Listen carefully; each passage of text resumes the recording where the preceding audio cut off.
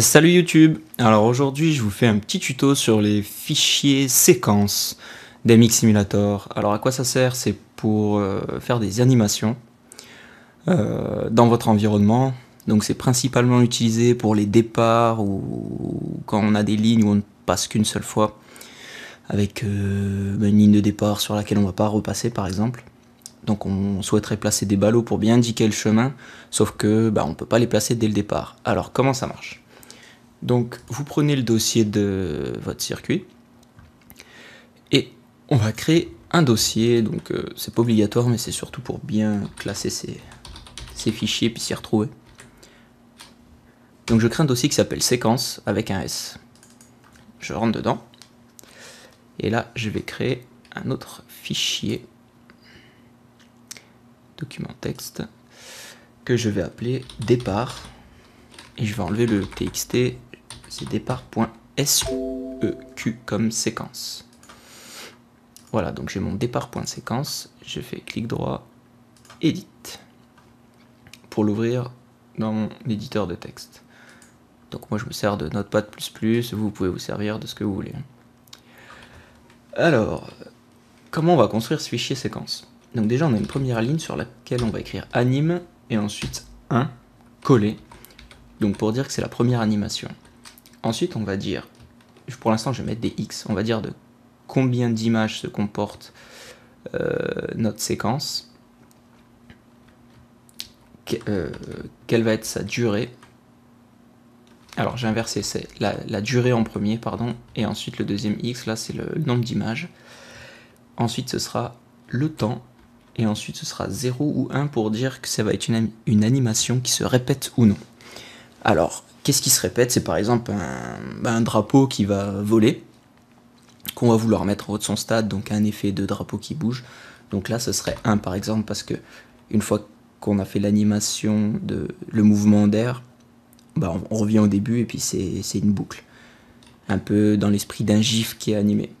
Donc on serait sur 1. Là, en l'occurrence, on va être sur 0, parce qu'une fois que notre ligne de départ, une fois qu'on est passé et qu'on a mis nos ballots, ils ne bougent plus. Ensuite, les lignes. Donc ça va être l'ordre de l'animation. Donc si par exemple on avait 4 images, on pourrait mettre 0, 1, 2, 3, 4. On commence toujours par 0. Donc là j'ai mis un 4, c'est une erreur, ça fait 5 en tout. Donc ça veut dire que l'animation elle ferait 0, puis 1, puis 2, puis 3. Et si j'avais mis en répétition, donc là j'ai mis à 1, du coup, arrivé au 3, on serait reparti à 0.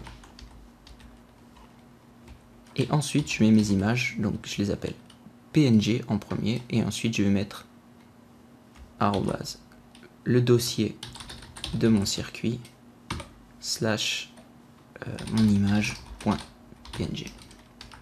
Alors on va concrétiser un peu tout ça. Donc moi je vais faire une animation toute bête, ça veut dire que on n'a pas de ballot, on passe et hop, on a notre ligne de ballot. Donc mon animation, elle va être de 2 temps, c'est-à-dire un temps sans ballot, deuxième temps avec les ballots. Il y aura 2 images, une image où en fait c'est vide, on n'a pas de ballot, et la deuxième image sera donc l'image des ballots. Et ici donc le troisième X c'est la durée, donc la durée il faut savoir que c'est à multiplier par 128. Pour avoir plus de fluidité sur les grosses animations, c'est divisé en 128 temps. C'est-à-dire que si on veut que nos ballots se placent au bout de 30 secondes, il faut que je fasse 30 fois 128. Donc là, ici, je vais inscrire 3840. Voilà. Donc ici, j'ai pas 0, 1, 2, 3, 4, je vais avoir juste 0 et 1. Et ici, je vais dupliquer ma ligne. Et donc je vais prendre mon dossier que je me suis servi pour vous faire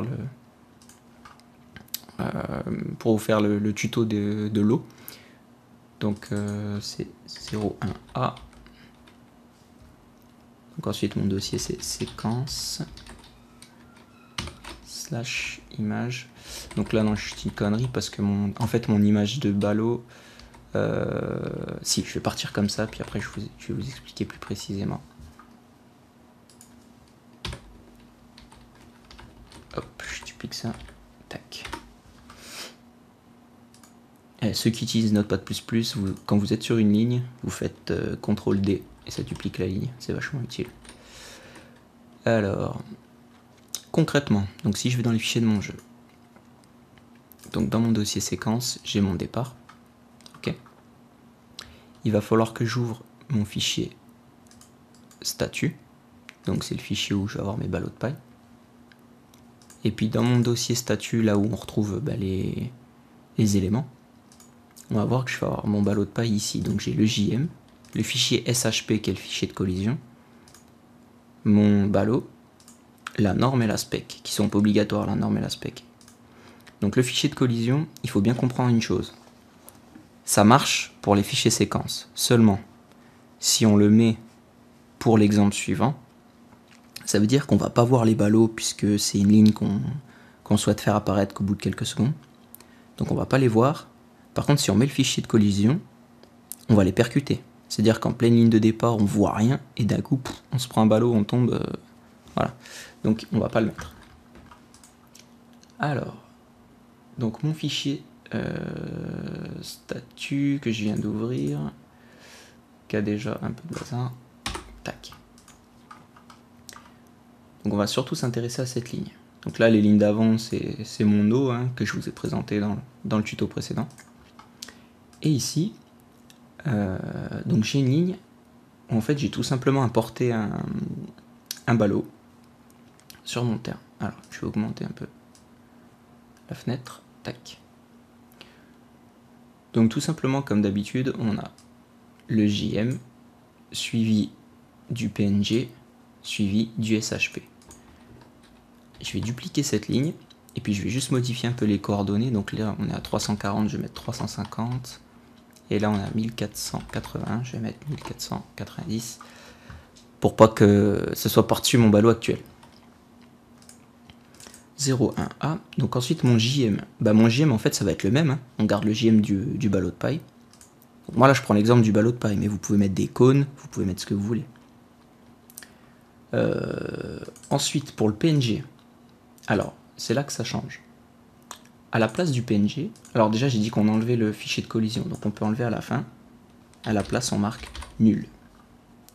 Et là à la place de mon PNG, en fait je vais lui dire que je veux mettre mon fichier séquence.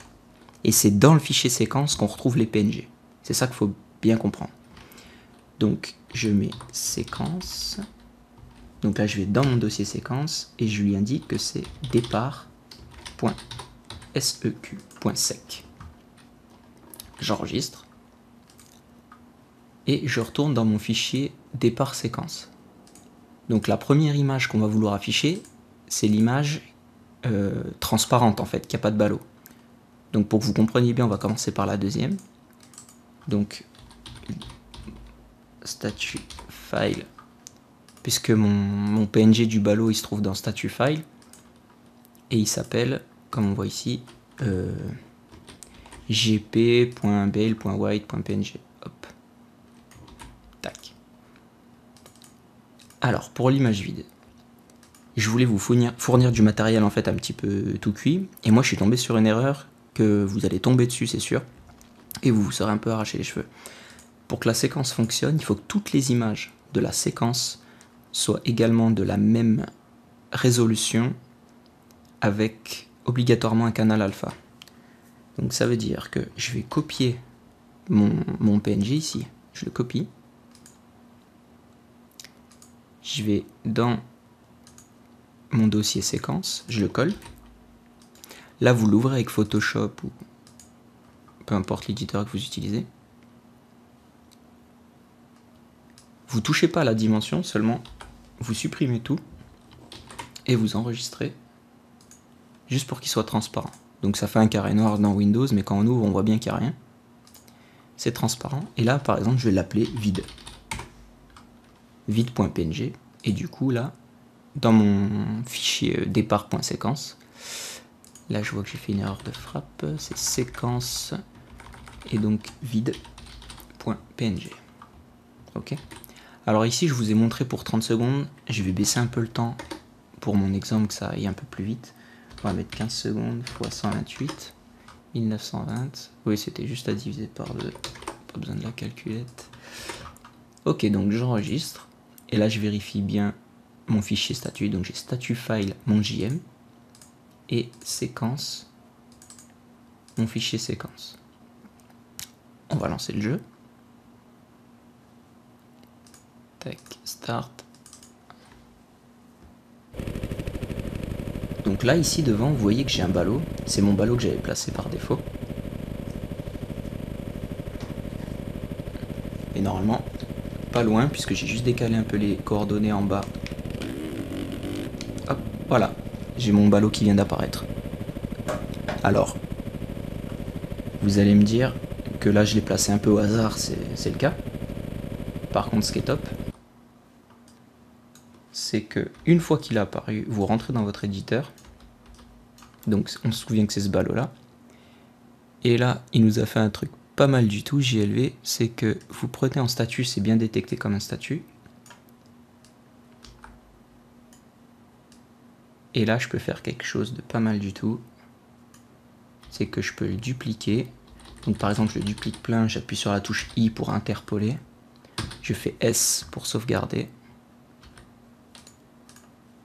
Là, dans mon éditeur de texte, vous voyez que ça m'a bien copié des séquences. Je vais relancer le jeu. Et en fait, on va avoir tous les ballots qui vont être en séquence. Ce qui évite en fait d'avoir comme avant, parce que ça n'existait pas ça avant. Il fallait regarder toutes les coordonnées X, Y et placer vos ballots de séquence au bon endroit. Donc là, on va attendre 15 secondes, puis ça va apparaître. Tac, voilà. Les ballots sont apparus. Vous remarquerez en haut à gauche, j'ai fait exprès, j'ai affiché le temps. Donc là, on en a 10 secondes, 11, 12.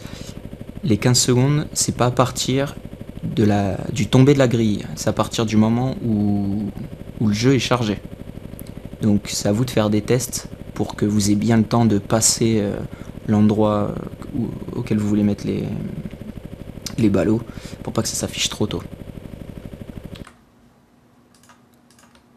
Voilà, donc écoutez, à retenir, donc c'est ça, anime 1. Donc si vous voulez faire plusieurs animes, il faut plusieurs fichiers, séquences, et le deuxième, vous devez l'appeler anime 2 ici par exemple. Ici je mettrai anime 2. Le deuxième chiffre, comme je l'expliquais, qui va être la longueur de la séquence, le nombre d'images, et le temps et la boucle. Voilà. Bah écoutez, je pense que ce tuto était assez clair, assez court et assez simple. Si vous avez des questions, si vous rencontrez des problèmes, n'hésitez pas à me mettre des commentaires. Et surtout, pensez à ouvrir le chat du jeu avec la touche T, parce que quand vous avez une erreur dans les séquences, ça vous affiche l'erreur. Voilà, allez, à bientôt.